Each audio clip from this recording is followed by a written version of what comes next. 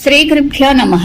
ప్రభు, భక్తుల కోరికలన్నింటినీ తీర్చి భగవంతుడా, ఒకనాడు నీవు చక్కగా అలంకరించుకుని బలరామునితో గోపబాలులతో కలిసి ఆవులను మేపుటకై అడవికి వెళ్లితివి. స్వామి, నీ అన్నయ్య అయిన బలరాములకు బృందావనం యొక్క శోభను దర్శింపచేయుచుంటివి. అట్లే కర్రలు పట్టుకుని ఉన్న తోడి బాలలతో ఆడుచు భాండీరకమును మర్రిచెట్టు దగ్గరకు చేరుకుంటివి. ముకుంద, ఆజానుబాహుడు అయిన మిగిలిన బలశాలివైన నిన్ను చంపవలన దుర్బుద్ధితో ప్రలంబుడని రాక్షసుడు ఆ సమయమున గోపబాలకుని వేషమున నీ వద్దకు వచ్చెను. దేవా, ప్రలంబాసుని దురభిప్రాయము అతడు మారువేషమున నీ దగ్గరకు వచ్చుటయు నీకు తెలియను. అయినను ఏమీయో తెలియని వాని వల్లే భాండీర వృక్షం క్రింద ద్వంద్వయుద్ధమను ఆట ఆడుటకు మొదలుపెట్టితివి. భగవాన్, నీవప్పుడు నీ తోటి గోపాలులను రెండుగా విభజించితివి. ఒక జట్టుకు నీవు నాయకుడవు కాగా రెండవ జట్టుకు బలరాముడు నాయకుడు. అట్లే నీకు భయపడుచున్న మారురూపమునున్న ప్రలంబాసుని నీ జట్టులో చేర్చుకుంటువి. ఆశ్చర్య గుణాకర, ఈ ఆటలో ఓడిపోయిన వారు గెలిచిన వారిని ఎత్తుకుని తిరగవాలను అను ఒప్పందము చేసుకొట్టిరి. అప్పుడు నీవు రెండవ పక్షమున ఉన్న శ్రీరాముడను వారి చేతిలో నీవు ఓడిపోయేతివి. ఆ శ్రీరాముడు నీకు పరమ స్నేహితుడు, పరమ భక్తుడు. అయినను ఆటలోని ఒప్పందం అనుసరించి భక్తదాసుడను కీర్తి సార్థకమగునట్లు అతనిని నీ భుజములపై మోసతివి. పరమాత్మ, ఈ ఆటలో ఓడిన గోపబాలకులు గెలిచిన వారిని మోయిచుండ్రి. ప్రలంబాసురుడు బలరాముని చేతిలో ఓడిపోయినందువలన అతడు బలరాముని మోయవలసి వచ్చెను.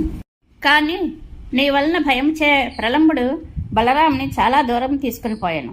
లీలామూర్తి, ప్రలంబాసురుడు ఒప్పందమునకు మించి బలరాముని చాలా దూరమునకు తీసుకుని పోవచ్చుండెను. బలరాముడు అనుమానపడి తన బరువును పెంచెను. అంతట ప్రలంబుడు తన రాక్షస రూపమును ధరించెను. ప్రలంబుని నిజరూపం చూచి బలరాముడు ఆశ్చర్యపడెను. అచ్యుత, చాలా ఎత్తైన ప్రలంబాసుని శరీరంపైనున్న బలరాముడు దూరమందున్న నీ ముఖమును చూచెను. వెంటనే అతని భయము తొలగిపోయాను. అంతటా బలరాముడు మిగిలిన దుర్మార్గుడైన ప్రలంబాసుని దృఢమైన తన పిడికిల్చే నుగ్గు గావింపగా వెంటనే అతడు మృతి చెందెను. కృష్ణ, ఈ విధముగా బలరాముడు ప్రలంబాసుని సంహరించి నీ దగ్గరకు రాగా నీవు ప్రేమతో అతనిని కౌగులించుకుంటువి. ఇట్లు పరస్పరము అభినందనలు తెలుపుకొనిచున్న మీపై దేవతలు పుష్పవర్షమును కురిపించరి. తుమ్మిదల వంటి నీల శరీర కాంతి గల శ్రీకృష్ణ, నీవు లోకములకు అన్నిటికీ ఆధారమైన వాడవు. కావున దుష్టుడైన ప్రలంబాసుని బలరాము చేత చంపించితివి. అటు నీవు కాలయాపన చేయక వెంటనే నా రోగములను దూరం చేయము. స్వామి, నీవు నీ స్నేహితులతో కలిసి ఆటలలో మునిగిపోయేది. అట్లే ప్రలంబాసుని వధించుటలో కొంత ఆలస్యం కూడా జరిగినది. ఈ సమయమున ఆవులు స్వేచ్ఛగా తిరుగుచు పచ్చగడ్డిని మేయుటకే దూరముగా పోయి చివరకు ఐషికము అనడి ఒకనొక అడవికి చేరుకునేవి. గోపాల, బృందావనమందు దట్టమైన చెట్లు ఉండటం వలన వేసవికాలపు వేడిమి ఏమాత్రమూ తెలియకుండాను. కానీ ఆ ఆవులు బృందావనమును దాటిపోయి ముంజావనమునకు చేరినందువలన ఆ వనమందలి విపరీతమైన వేడికి అవి చాలా దప్పికొన్నవి. పైగా నీ చల్లని చూపులచే వాటికి ఆనందం కలిగించే నీవు కూడా దగ్గర లేనందువలన గోగణము చాలా వ్యాకులపడినది. వాటికి ఏం చేయుటకును తోచక నిశ్చేష్టమయ్యాను. స్వామి, ఈ విధముగా గోగణము త్రోవ తప్పి ముంజారణ్యమందు ప్రవేశించి చాలా బాధలకు గురి అయ్యాను. అట్టి గోవుల కొరకై నీవు నీ స్నేహితులతో కలిసి చాలా దూరం వరకు వెదకితివి. చివరకు ముంజవనంలో ఉన్న ఆవులను వెంటనే తీసుకుని వచ్చుటకు నీవు ప్రయత్నించితివి. ఇంతలో హఠాత్తుగా అయ్యో కార్చిచ్చు అన్ని వైపుల నుండి విజృంభించింది. ప్రభు, దావాగ్ని భయంకరముగా చిటపటధ్వనులతో మిగుల ప్రజ్వలించుచు అంతటను వ్యాపింపసాగింది. అందువలన గోపాల బాలురు ఎటు వెళ్ళుటకును దిక్కుతోచక సగం వరకు కాలిపోవచ్చున్నట్లు బాధపడుచు, లోకబంధు, అందరి తాపములను నిర్మూలించేవాడు నీవే గదా, మమ్మల్ని అందరినీ రక్షింపు అని నిన్ను శరణవేయడిరి. గోపాల బాలకులారా, మీరు భయపడవలసిన పని లేదు. మీరందరూ ఒక్కసారి కండ్లు మూసుకొండు అని శ్రీకృష్ణుడు అనగానే గోపాల బాలకులందరూ వెంటనే కండ్లు మూసుకొండ్రు. వారందరూ కళ్ళు తెరిచినప్పటికీ వారికి దావాగ్ని కనిపించలేదు. ముంజారణ్యం కూడా కనబడలేదు. వారందరూ ఒక్కసారిగా భాండీర వనమున ఉండిరి. స్వామి, నీ దివ్యలీలలు ఎంత మహిమాన్వితములు! ప్రభు, అప్పుడు నీ స్నేహితులైన గోపాల బాలకులు పరమాత్మ నీకు జయము కలుగుగాక, నీ మాయ ఇట్టిదన్ని వర్ణింపరాంది అని నిన్ను అనేక విధములుగా స్తుతించిరి.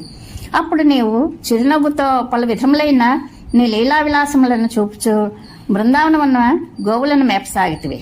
ఆ వనమున గులాబీ పువ్వులు, మల్లెలు మొదలైన పుష్పములు వికసించుండట వలన అది ఎండాకాలం అన్న విషయము తెలియచుండెను. వస్తుతః ఆ వనమంతయు చాలా చల్లగా ఉండెను. స్వామి, నిన్ను సేవింపని వారిని తాపత్రయములు బాధించినట్లుగా గ్రీష్మతాపము లోకమును మిగుల పరితపింపజేయుచున్నది. నీ అనుగ్రహము నీ భక్తుల యొక్క మనోమాలిన్యములను నశింపజేయనట్లుగా వేసవికాలం నందలి తీవ్రమైన వేడి నదిలోని బురదను కూడా శుష్కింపచేయుచున్నది. నీ బాహుబల పరాక్రమము వలె గ్రీష్మకాలం తాపములు క్షణక్షణమునకును తీవ్రమగుచున్నవి. అట్టి గ్రీష్మకాలమున నీవు యమునా నదీ తీరములయందు హాయిగా గడిపితివి. ప్రభు, గ్రీష్మకాలమునకు పిమ్మట వర్ష ఋతువు ప్రవేశించెను. ఆ సమయమున జలములతో నిండిన నీలమేఘములు నీ శరీర శోభలను తలపింపచేయుచుండెను. ఆ మేఘముల మెరుపులు నీ పట్టు పీతాంబరముల ధగధగలను స్ఫురింపజేయుచుండెను. అట్టి వర్ష ఋతువు సమస్త ప్రాణులకును హాయిని గొలుపుచుండెను. ఆ వర్షాకాలమున నీవు గోవర్ధనగిరి గుహలలో స్వేచ్ఛగా విహరించుచూ గడిపితివి. ప్రభు, నీవు వర్షాకాలములో గోవర్ధన పర్వత గుహలలో ఉండగా ఆ గోవర్ధన పర్వతము నెమళ్ల యొక్క క్రేంకారములనిడి స్తోత్రముల చేతను ఆ కాలమున వికసించడి కొండమల్లె పూలు, కడిమి పుష్పములు మొదలైన వాటితోడను మహానుభావుడవైన నిన్ను ఆరాధించున్నట్లు కనిపించినది. అచటి మయూరముల క్రీంకారములు గోవర్ధనగిరిని అనర్చుచున్న దేవస్థుతులుగాను, పైనుండి రాల్చున్న కొండమల్లె పూలు, కడిమి కుసుమములు మొదలగినవి స్వామి సేవలలో భాగములుగాను, ఆ గోవర్ధన పర్వతము అర్చించున్న పుష్పాంజలులుగా శోభిల్లుచుండెను. గురువాయూరప్ప, వర్షాకాలం తర్వాత శరదృతువు ప్రవేశించెను. ఆ సమయమున నదులు, సరస్సులలోని నీరు నీ భక్తుల యొక్క హృదయముల వల్లే నిర్మలముగా ఉండెను.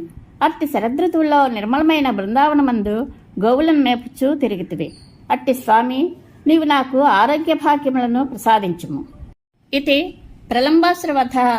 దావానల నుండి గోవులను గోపాలకులను రక్షించుట సమాప్తము. శ్రీకృష్ణానుగ్రహ ప్రాప్తిరస్తు. శుభం భూయాత్.